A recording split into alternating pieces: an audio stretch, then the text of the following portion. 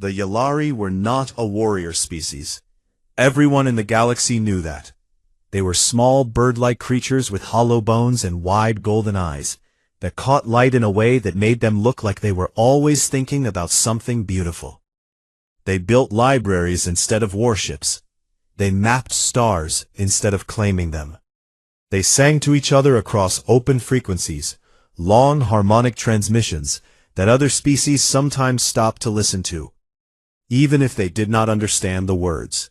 They had been a member of the Galactic Conclave for over 3,000 years. They had never once voted for military action against anyone. That was why the Vreth chose them. The Vreth Dominion was everything the Yalari were not. They were tall, scaled, cold-blooded in both body and decision. They had built their empire over centuries by picking targets that could not fight back, and moving before the Conclave could react.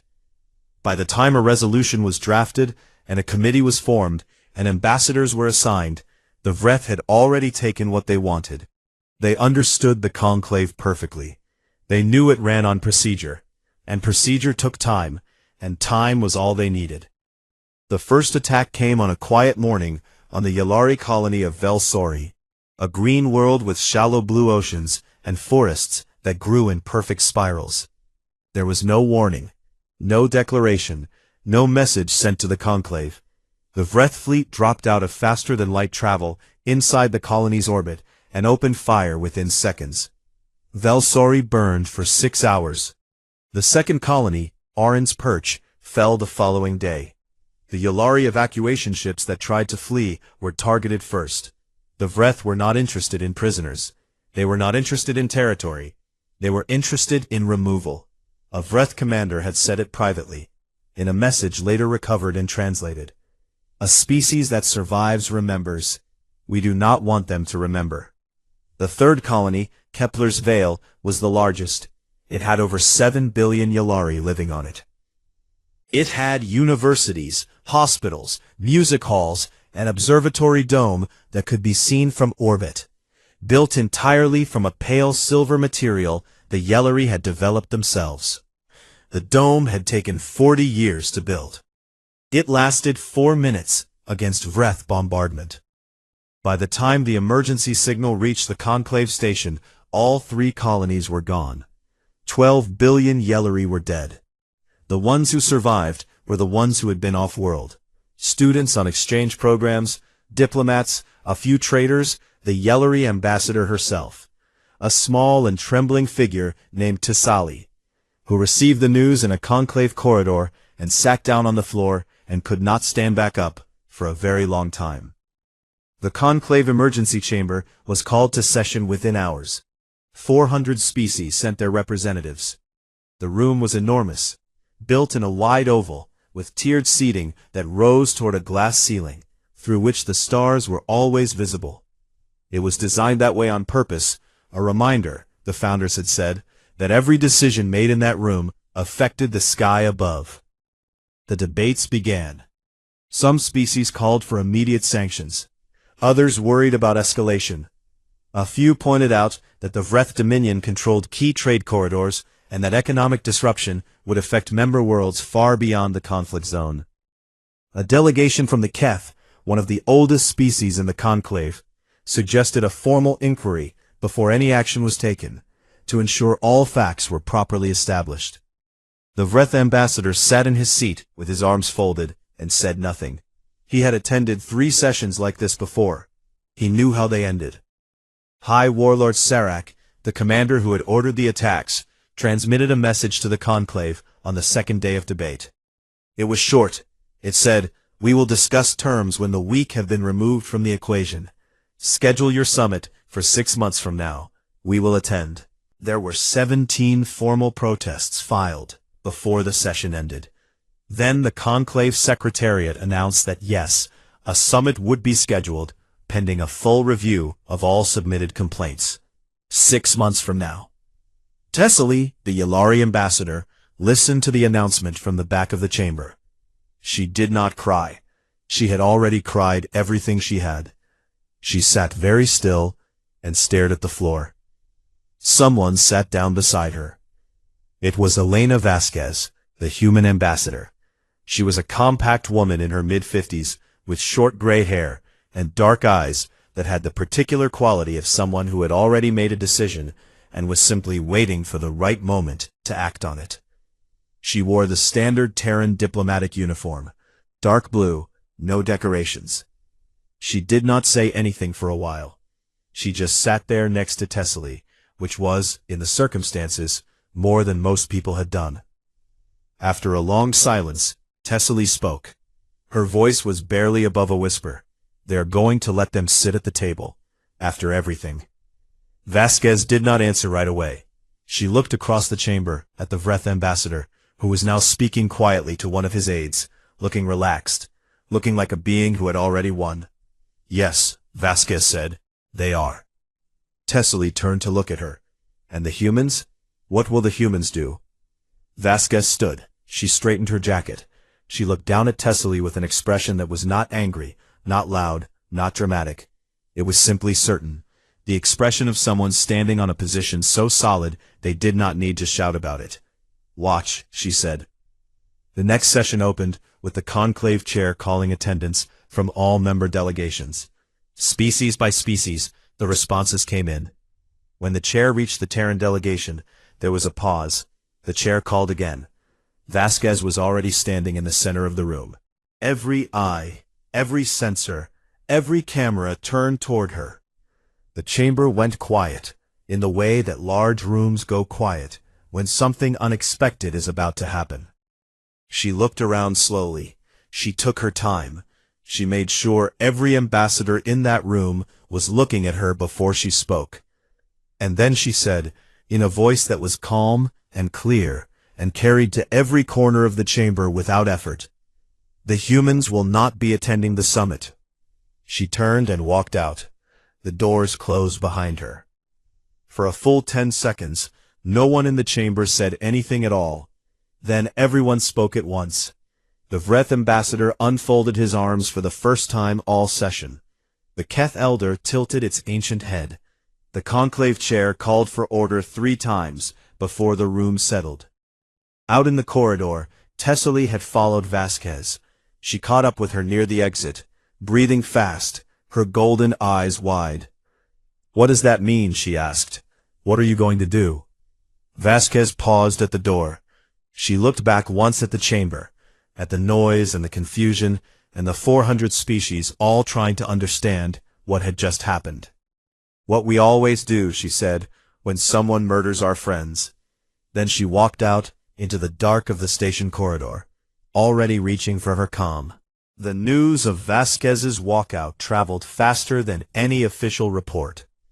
By the time she reached the Terran embassy on Conclave Station Prime, the story had already been picked up by 43 separate interstellar news feeds. Footage of the moment, her standing in the center of the chamber, speaking those 7 words, walking out, was being replayed on screens across 6 star systems before she had even taken off her jacket. Most species found it confusing. A few found it amusing. The general opinion among senior conclave diplomats, delivered in careful and diplomatic language, was that humanity had made a dramatic gesture that ultimately changed nothing. The summit would still happen. The Vreth would still attend. And eventually, as always, things would settle into procedure. The Vreth Dominion did not even issue a formal response. An aide to High Warlord Serac was quoted briefly on a Dominion state channel, saying that humanity's reaction was emotional and expected from a young species still learning how interstellar affairs actually work. They were not worried. That was their first mistake.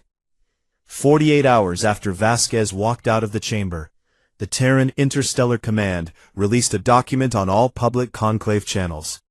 It was not a declaration of war. It was not a military ultimatum. It was a policy document, formally titled Directive Aurum 7, and it was written in plain galactic standard, with no legal complexity, no diplomatic softening, and no room for interpretation. It said, in its core clause, "The Terran Union does not negotiate with, extend diplomatic recognition to, or offer the protections of conclave procedure to any governing body that has committed, ordered, or permitted acts of genocide against any sentient species. Such entities are classified as unclean powers. This classification carries no appeals process. It does not expire. It is not subject to revision based on new leadership, political change, or offers of reparation made after the fact. An unclean power remains an unclean power until the Terran Union determines otherwise, and the Terran Union alone determines otherwise. The document was 3 pages long. It referenced the Conclave's Sentience Accords in 4 places, citing specific clauses that stripped diplomatic immunity from governments found guilty of mass civilian killing. Clauses that had existed for 9,000 years and had never once been enforced by anyone. By the end of the first day, 17 species had sent urgent messages to the Terran embassy requesting clarification. Did this mean war? Did this mean humans would be leaving the Conclave entirely? Was this a negotiating position? Was there a back channel? Was someone they could speak to? The embassy staff responded to each message with the same single line. Directive Aurum 7 is self-explanatory. The Terran Union has no further comment at this time. On the second day, a delegation of 4 senior Conclave ambassadors arrived in person at the embassy. They were shown into a meeting room.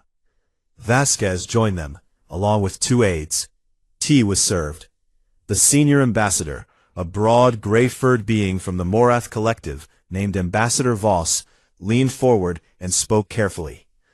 Ambassador Vasquez, we understand that the Yalari situation has caused significant distress. The Conclave shares that distress, but we must ask you to consider the wider consequences of this directive.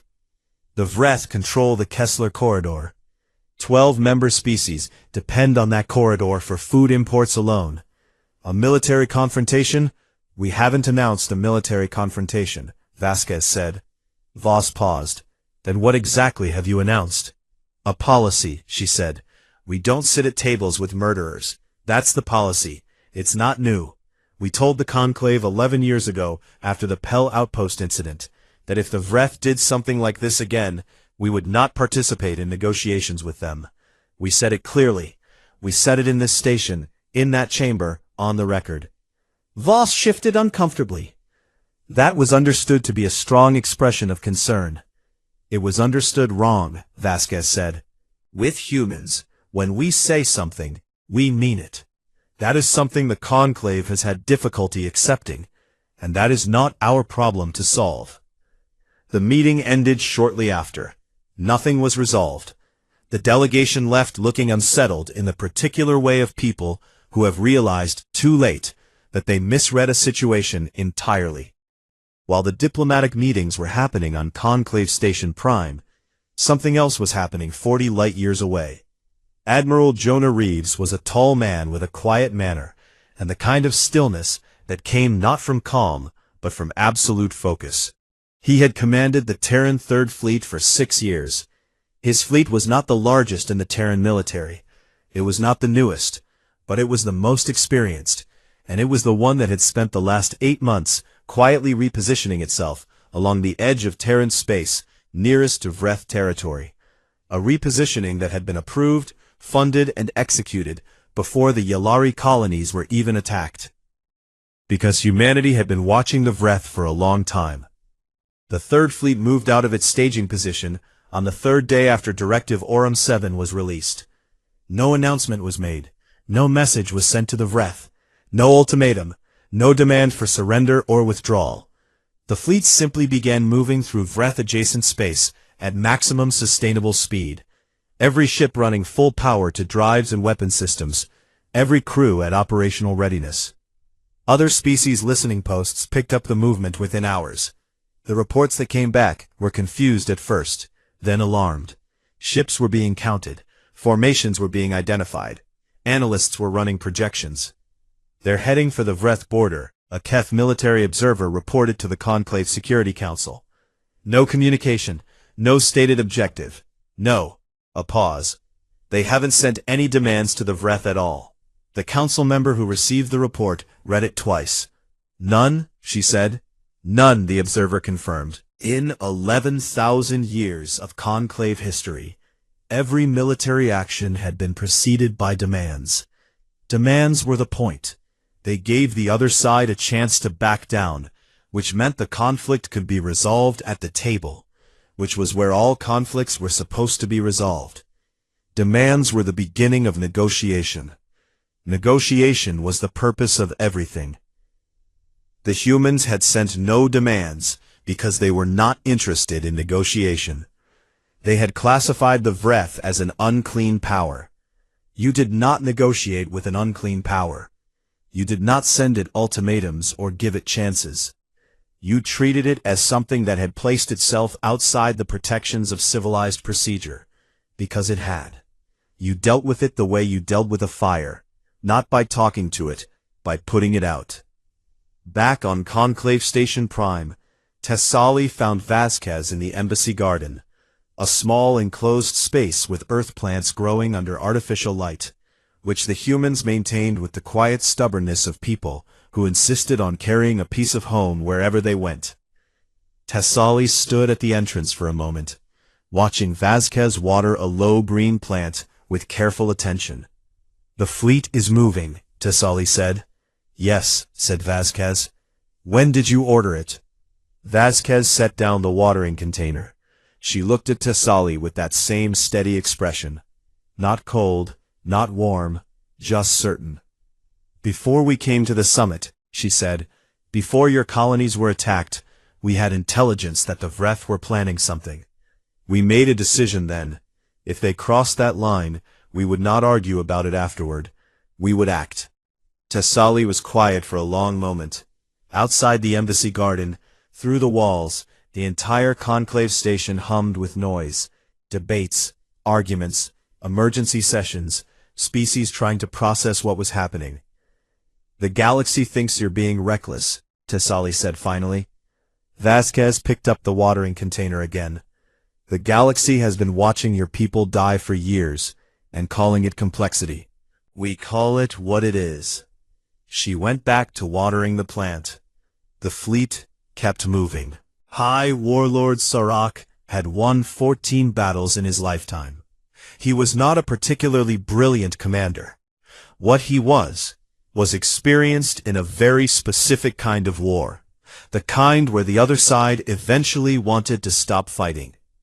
Every enemy he had ever faced had at some point decided that continuing to lose was worse than making a deal. That moment, when the enemy reached for the communication channel, was the moment Sirach considered himself to have truly won. The fighting before it was just preparation. When his intelligence officers told him that a Terran fleet was crossing into Vreth space without sending any demands, his first reaction was professional curiosity. "They want better terms," he said. "They're establishing a stronger position before they open talks. It's a pressure tactic." His senior tactician, a scarred veteran named Subcommander Vrail, was less certain. "Warlord, they haven't opened any channel at all, not even a standard military identification ping. They're running completely silent." "Then they'll open one soon," Sirach said. "Everyone does." He sent a standard conclave format negotiation request to the Terran fleet. It was a formal document, correctly structured, offering to discuss reparations and establish a ceasefire framework. It was exactly the kind of message that had ended 3 of Sirach's previous conflicts. He sent it and then went to have his evening meal. The Terran fleet logged the message, filed it in a low-priority queue, and continued its approach at maximum burn. When Sirach was told the next morning that no response had come, he sent a second message, more conciliatory this time. He offered specific figures. He suggested a neutral location for talks. He invoked conclave mediation procedures by name. The fleet continued moving. It entered weapons range of the Vreth forward station at Sirach's Pride, a massive military installation named in the tradition of Vreth commanders after himself. The station had heavy shielding, an armed garrison of 40,000 soldiers, and an orbital defense grid that had never been tested in actual combat, because no one had ever been willing to attack it. Admiral Reeves looked at the tactical display and spent exactly 40 seconds studying it. Standard penetration pattern, he said to his bridge crew. Take the defense grid first, then the command nodes, then the shipyard, in that order, nothing else. His crew moved with the quiet efficiency of people who had trained for this exact situation and were not afraid of it. There were no speeches, no dramatic pauses. The Third Fleet adjusted its formation and began its approach and opened fire. The Vreth defenders responded immediately and with everything they had. They were not poorly trained, they were not cowardly. They fought hard, and for the first hour the battle was genuinely contested. Vreth gunners found their marks. 2 human destroyers took serious damage. 1 had to pull back. But there was a difference that became apparent in the second hour, and it was a difference that Vreel noticed before anyone else on the Vreth side did. The humans were not trying to hold ground. They were not trying to demonstrate strength or establish a threatening position or signal a willingness to escalate. They were not doing any of the things that military forces did when they were fighting to gain leverage. They were systematically taking apart the station's ability to function. Every target they chose was a working part of something. The defense grid went down in segments, each segment carefully disabled before the next was touched. The communication arrays went silent one by one. The power relays that fed the garrison's internal systems were hit with a precision that suggested the humans had very detailed schematics of the station, which, Vreel realized with a cold feeling, they almost certainly did. They're not fighting us, Vreel said to himself, watching the tactical display. They're dismantling us. He reached for the command channel to request a ceasefire, then stopped himself. Because asking for a ceasefire meant starting a negotiation. And the humans had made it very clear that they were not here to negotiate. He sent the request anyway. 40,000 soldiers were depending on him to try everything. The response came back in 11 minutes. Not from Admiral Reeves, from a communications officer, which was itself a message. The text was short. Terran Command does not recognize ceasefire requests from unclean powers. Continue evacuation of non-combatant personnel if able. That last sentence stopped Vreel completely. He read it 3 times. Continue evacuation of non-combatant personnel if able. The humans were telling them to get their civilians out. In the middle of a battle. They were pausing targeting on the station's civilian corridors. Vreel checked. And yes, the humans were actively avoiding 3 entire sections of the station that housed support staff and their families, to give them time to evacuate. They were fighting with enough precision to do that, to win a battle and simultaneously avoid killing people they had decided did not deserve to die. Vreel had never encountered anything like it. The battle lasted 19 hours in total. By the end, the station's military capacity was 0.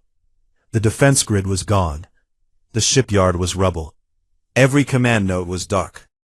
The garrison had suffered heavy losses, but the civilian sections were intact, and the evacuation ships that had launched in the 3rd hour of battle had been allowed to pass through the human formation without being touched.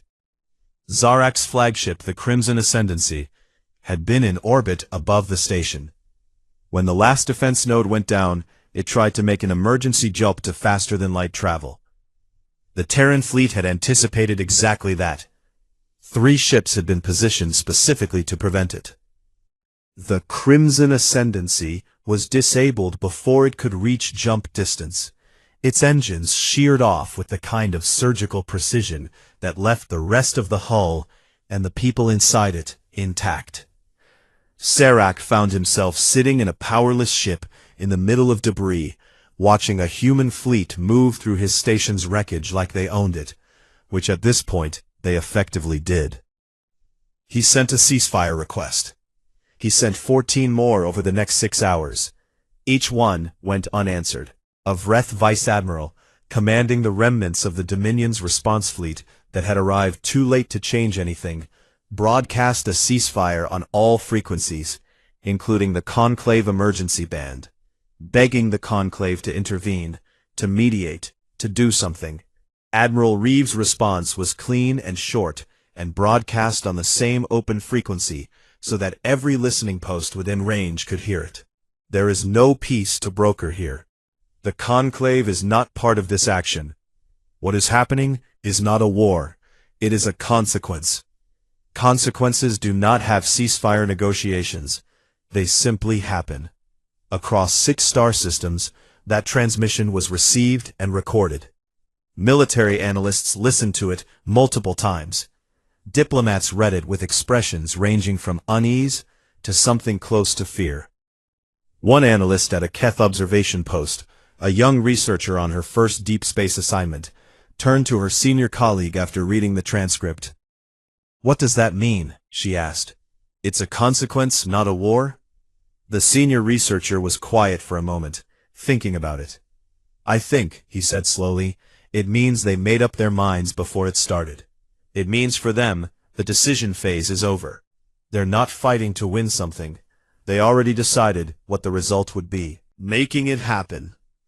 The young researcher looked back at her screen, at the data showing the systematic destruction of the Vreth military installation, piece by piece. No waste, no excess.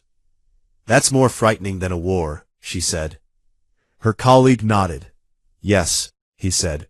"I think that's the point." The conclave chamber had seen many crises in its 11,000 years. It had seen wars declared and ended. It had seen species collapse and species rise. It had seen arguments so heated that the translation systems could not keep up, and negotiations so long that the diplomats involved had to be rotated out for rest. It had, on 2 occasions, seen member species storm out in anger, only to return quietly 6 months later when the anger had cooled. It had never seen anything like this. The emergency session called on the 4th day of the Terran campaign was the loudest gathering in the chamber's recent history. Representatives were shouting over each other before the session was even formally opened. The chair called for order 6 times before the room dropped below a level where speech was possible. Then everyone tried to speak at once again. The core of the problem was simple and for the conclave, deeply unsettling. There was nothing in their law that allowed them to stop what the humans were doing. Legal scholars had been working through the night, pulling up 11,000 years of conclave statute and treaty law, searching for a mechanism, a clause, a precedent. Anything that could be used to formally demand a halt to Terran military action. The humans had not declared war, which meant the conclave's war mediation protocols did not apply. They had not violated any Terran treaty because they had no active treaty obligations with the Vreth.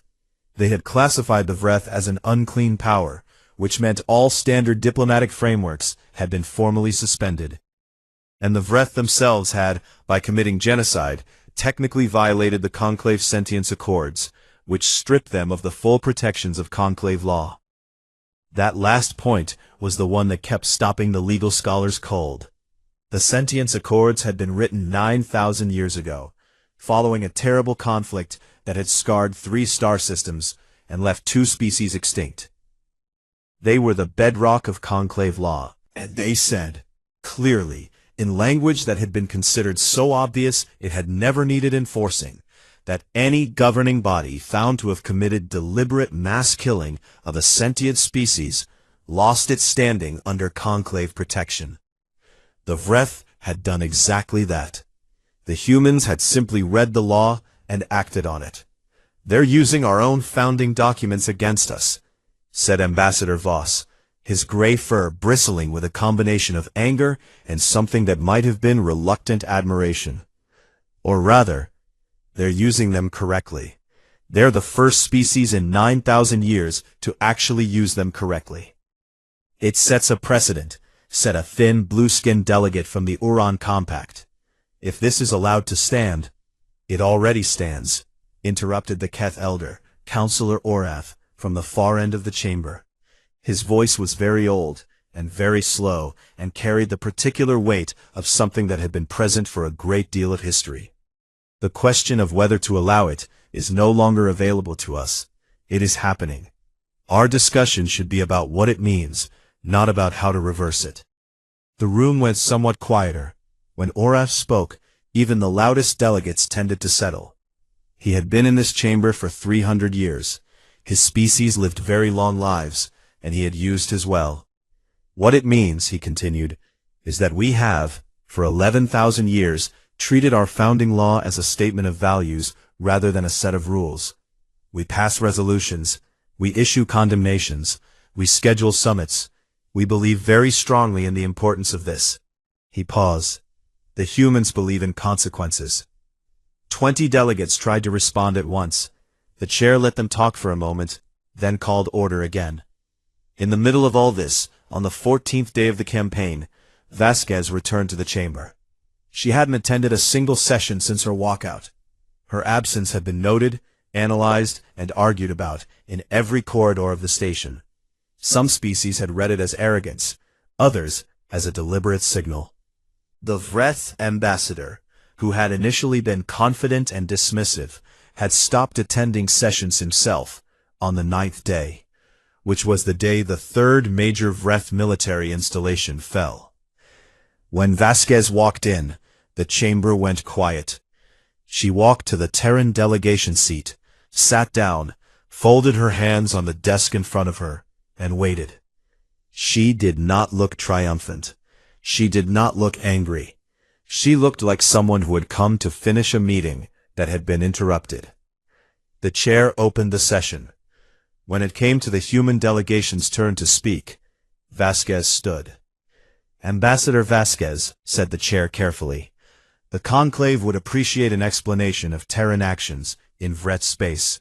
I am happy to explain, Vasquez said. 11 years ago, the Vreth Dominion destroyed the Pell outpost. 312 beings died.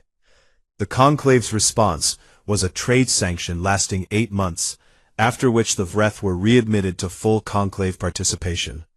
At that session, the Terran delegation filed a formal statement.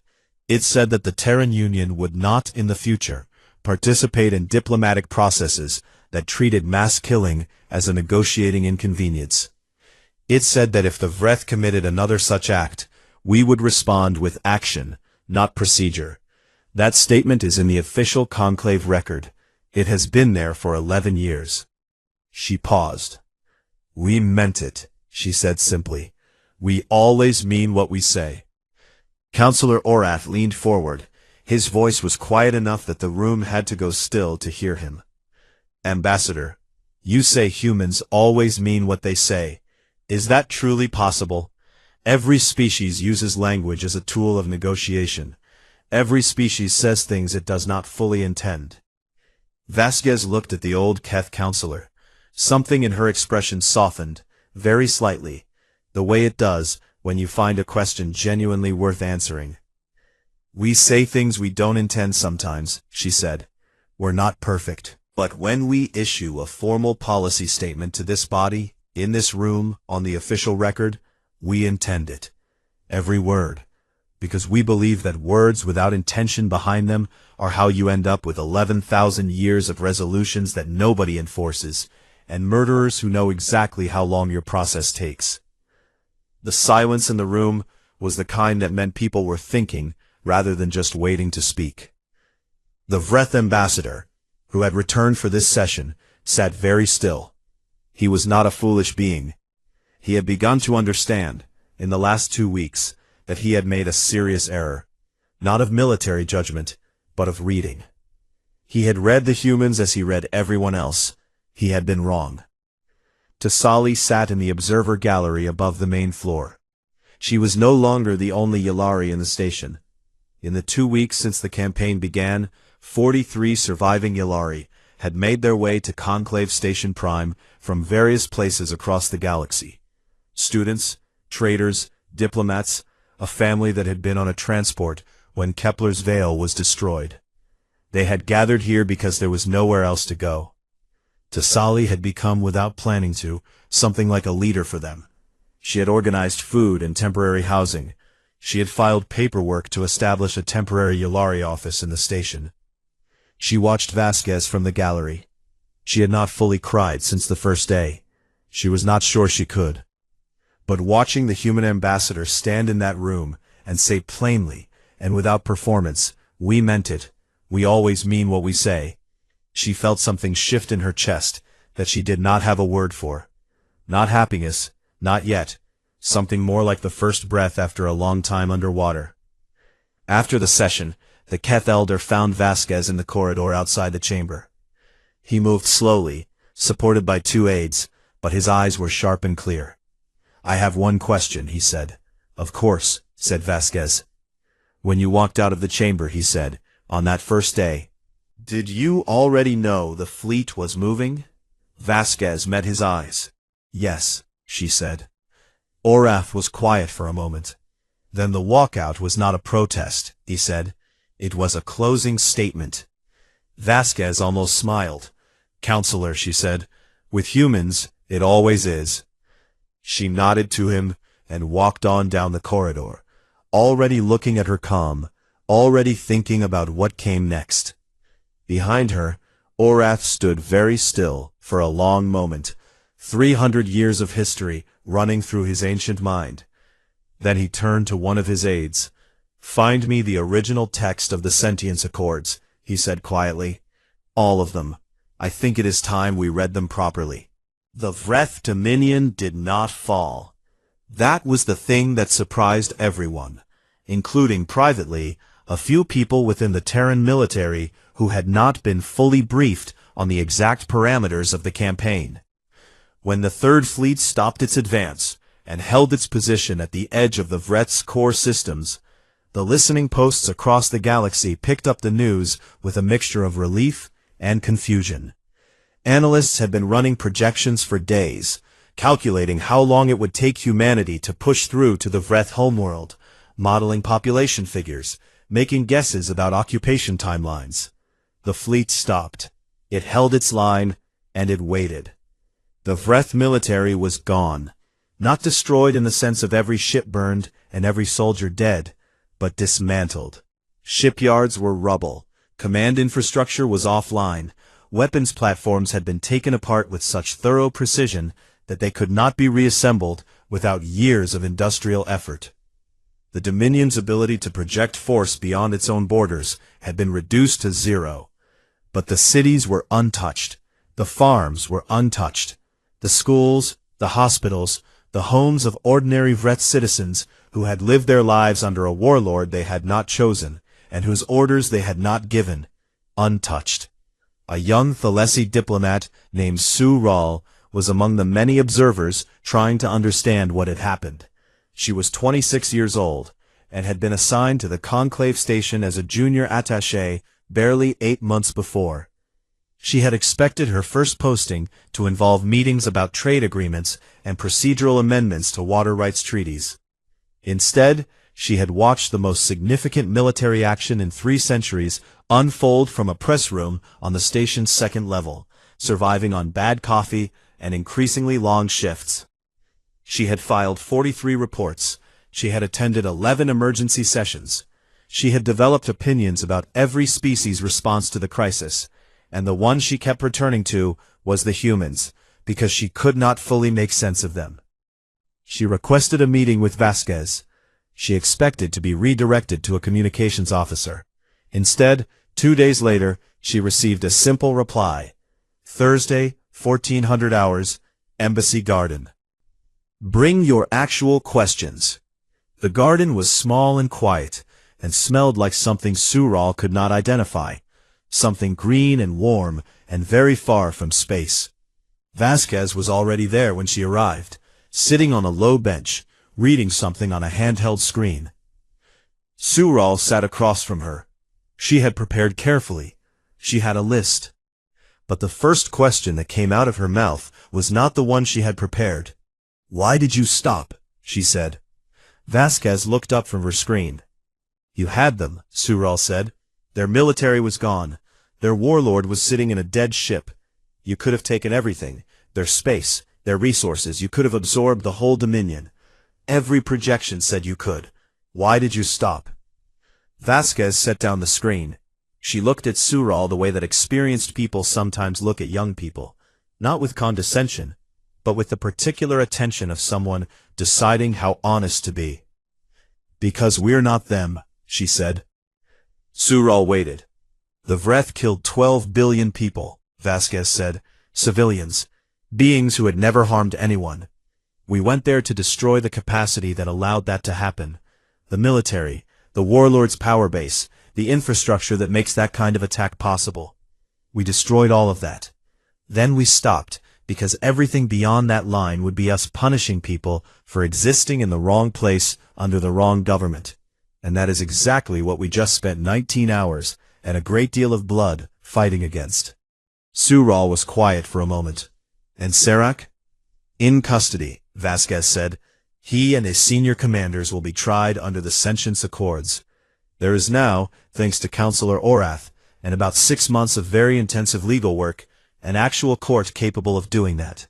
Sural nodded slowly. She looked down at her list and chose a different question. With the Vreth, with the Dominion, what is the plan? They rebuild, Vasquez said. Without a military, without Serac, under close observation for the next several decades. The Conclave will administer the transition. They'll be treated as a protectorate, not a conquest. That was part of what we agreed before the campaign started. You agreed that with the Conclave? No, Vasquez said. We agreed it with ourselves. Then we informed the Conclave. There is a difference. Sural sat with that for a moment.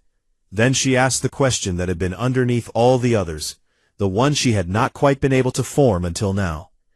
Did you ever doubt it? She said. Any of it? Walking out of the chamber, the fleet moving, all of it. Did any of you think, maybe we should wait? Maybe there's another way? Maybe we're moving too fast? Vasquez was quiet for a long time. Long enough that Sural thought she might not answer. Yes, she said finally. Of course. Every decision at this scale carries doubt. The question is not whether you feel doubt.